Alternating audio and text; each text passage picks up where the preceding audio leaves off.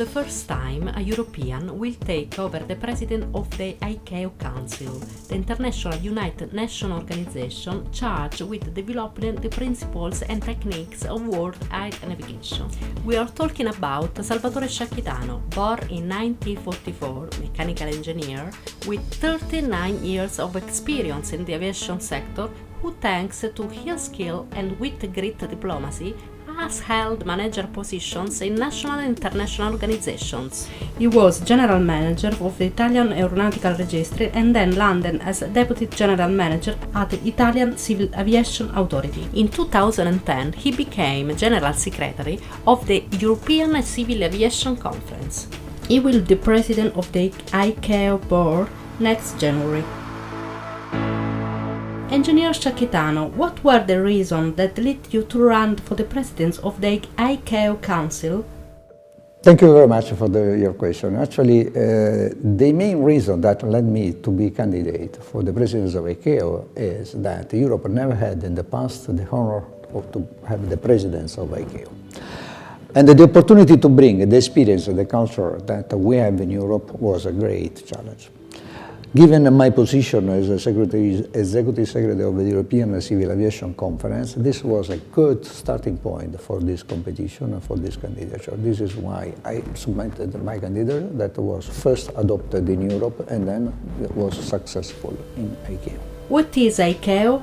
Well, Icao is the specialized agency of the United Nations dedicated to air transport, international air transport.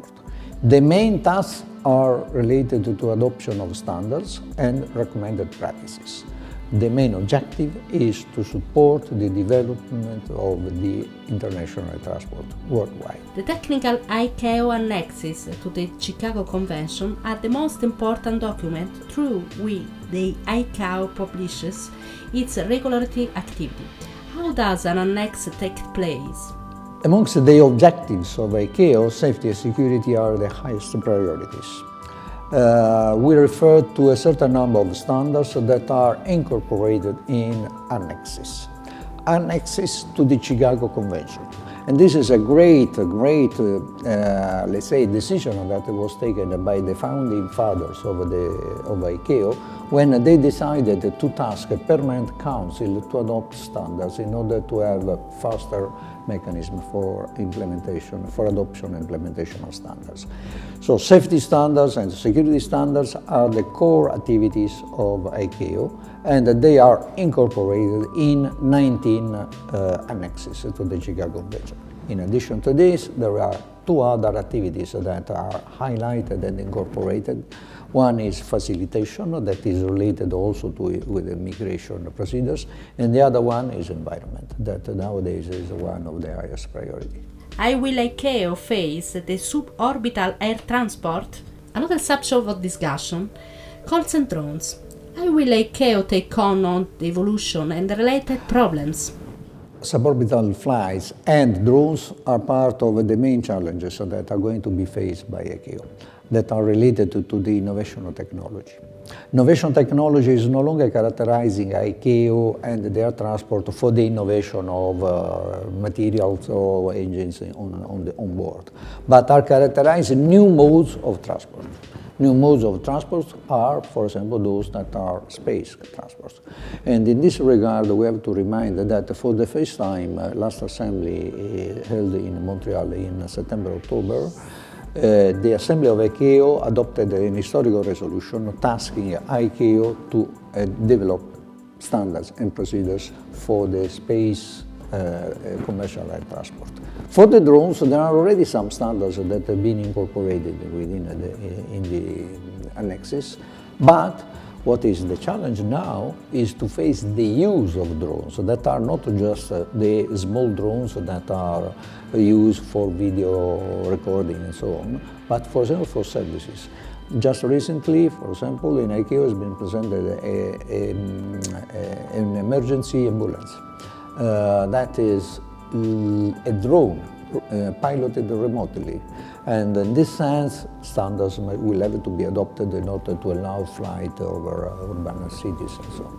Today there are a lot of demonstrations on the street for the problem of pollution, CO2 emissions and climate change.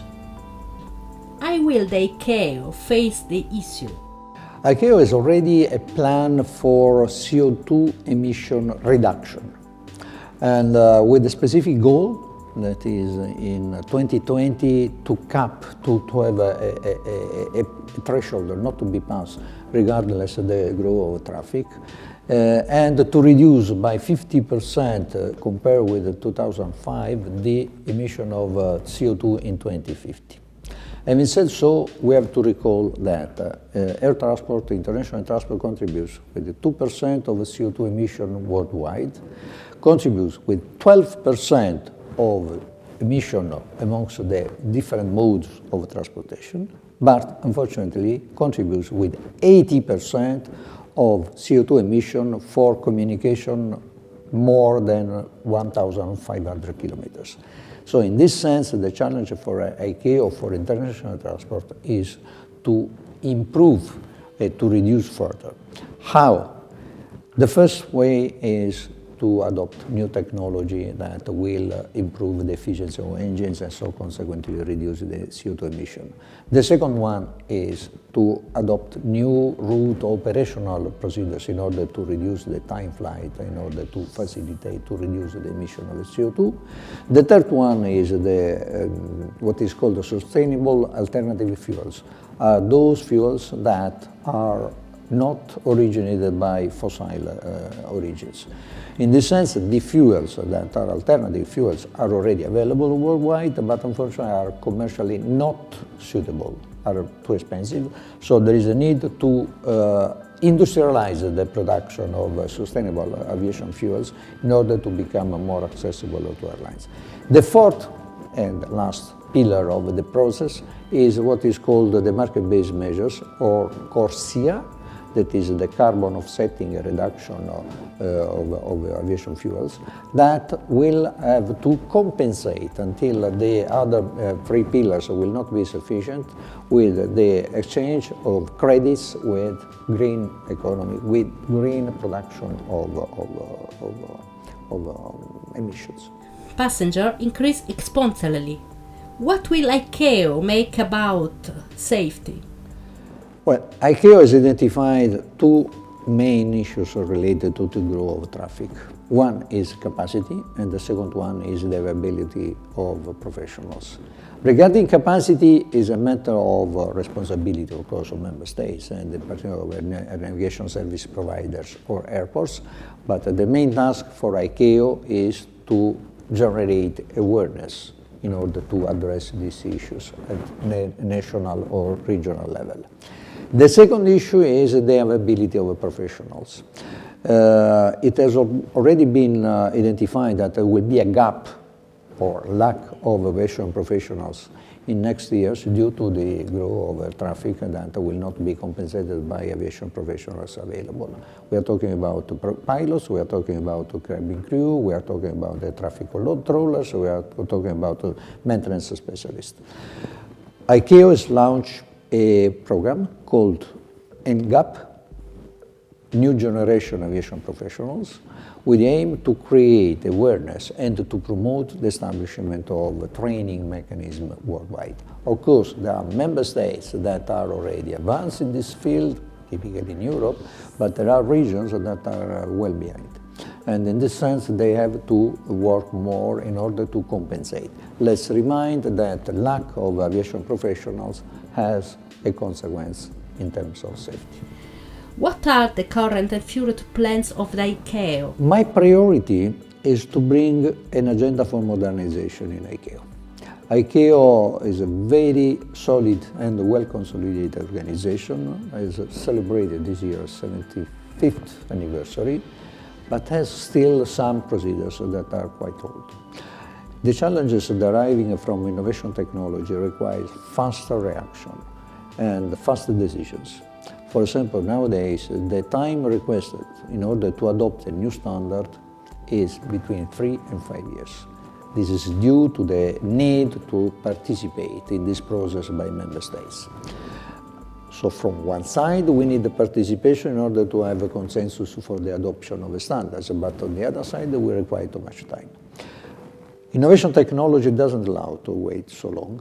So if we want to support the development of international transport and the adoption of innovation technology, we have to review the mechanism, the internal mechanism of standard setting, in order to facilitate and to speed up the process. What are the goals as an Icao president that you want to achieve for the near future?